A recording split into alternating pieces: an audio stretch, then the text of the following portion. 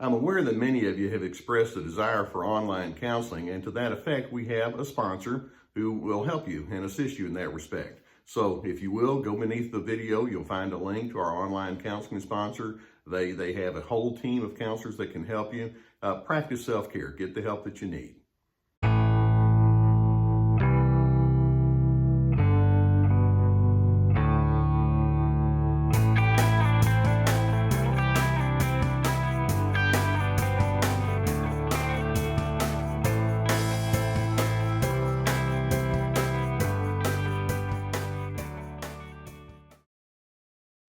Do you have people in your life who simply cannot and will not receive your input?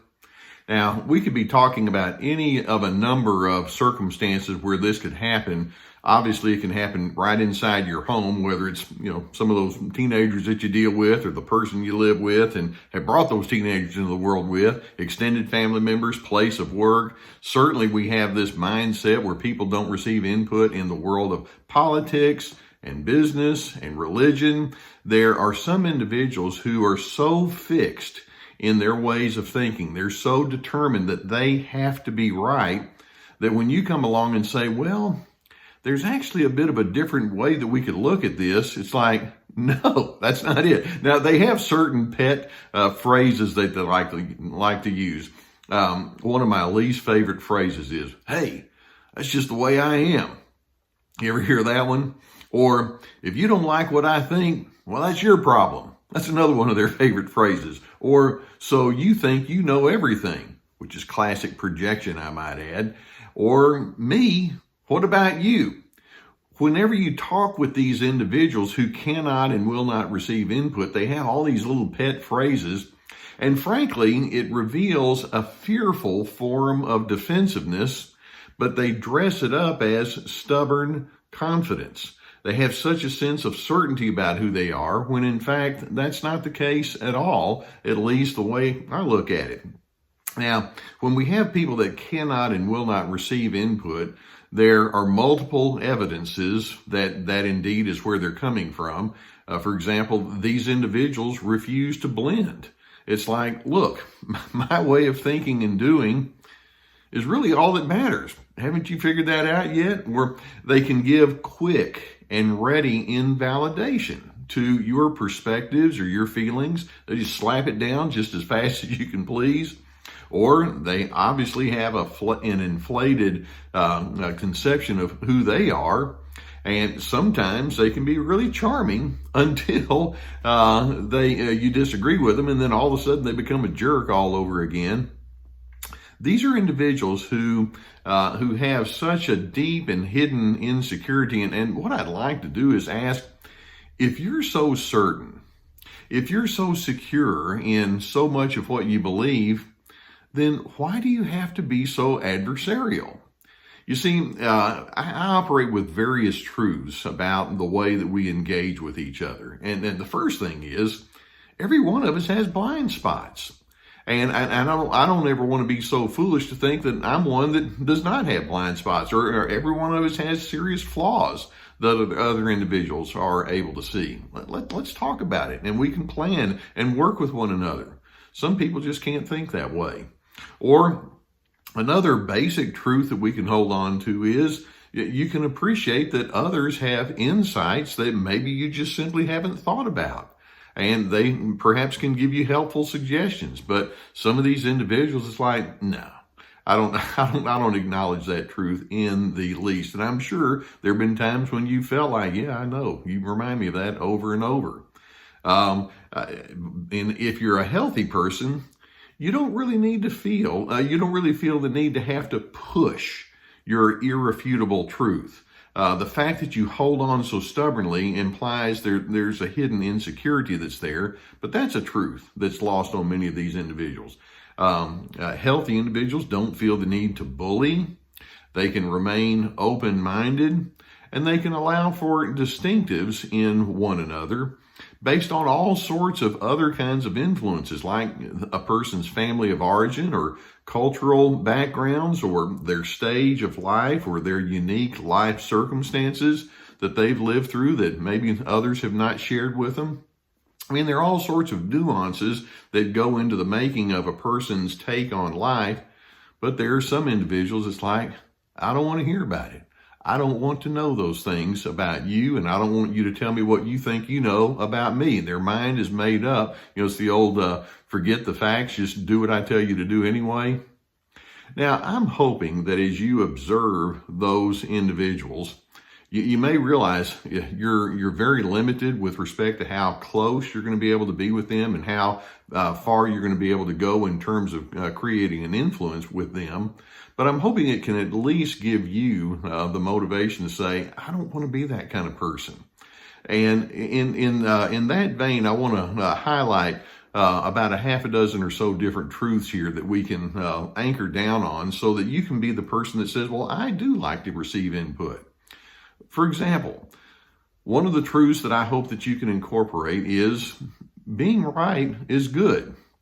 But I may not be nearly as, but my sense of correctness may not be nearly as absolute as I might originally have thought it to be. Now, that's a thought that some people find to be very threatening. You have people that approach life with a very authoritarian kind of a way. And so when you say, well, maybe you're not nearly as accurate as you say you are, they can come down and say, oh, yes. I know exactly what's correct, and you cannot dissuade me from the truth, and no one's going to water down my convictions and belief. And if that's the case, then you're a heretic, or you're an outlier, or you're a loser, or whatever it might be. But being right may not be nearly as absolute as we might think it is. There are all sorts of ways to look at different events and circumstances. Another hard truth that we can hold on to, and that it's the old saying, people don't care how much you know until they know how much you care. I know I've used that phrase before, and perhaps you've heard that. People are going to be influenced by your goodness and your love and your acceptance, your open-mindedness, not by your stubborn, argumentative determination to cram truth down the throat of anybody that's willing to listen to you. I'm hoping that you can be a person that emphasizes love over correctness. Or another truth that we want to hold on to, and that is the more stubborn you are, the less influential you're going to be. Some of these individuals who have to be right, and they have to have the final word, they think, yeah, I'm a person of real influence. And maybe for a while they can get away with it and bully their way into all sorts of decisions in groups, etc. But over time, that wears thin. And eventually people are going to think, get away from me. You're not an influential person. You're just a bore. You're somebody that makes life miserable. I don't want to be around you. But that's a truth that's lost on some of these stubborn people who cannot receive input. Or here's another thing that many people find to be just antithetical to their way of thinking, and that is actually your willingness to change or to accommodate other individuals can be a sign of strength.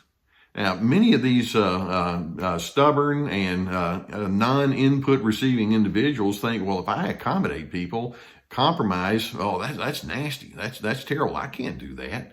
But actually, in doing so, when you say, well, I can take a look at where you are, then you wind up having a greater influence, not a lesser influence, which leads to another truth that we could incorporate, and that is differentness doesn't have to be interpreted as a threat. If you have a belief about politics or social policy or God or how to handle issues at home or how to manage your children, there are all sorts of different ideas and opinions that can be there. And if someone comes along and says, well, I have a different thought on all of that, then rather than feeling threatened by that, it's like, well, I'd like to listen to you. Perhaps I could learn something. If nothing else, I can know you at a better level. Basically, we're going to hold on to the truth that says healthy living requires a sense of give and take, not this stubborn refusal that says, I am so correct, and it's my job to make sure that you know how correct I am, and you need to get in line. I don't want to be that kind of person. Now, It could be that those individuals in your life who say, hey, that's just the way I am, they're not going to change. They're not going to appreciate what I'm trying to say and what you're wishing to carry with you in your way of life. And so you'll need to lower your expectations accordingly. And these are going to be individuals that you'll need to kind of pull away from in terms of having their influence in your life. But I'm hoping that you'll take a look at yourself and ask, well, am I an unbending person?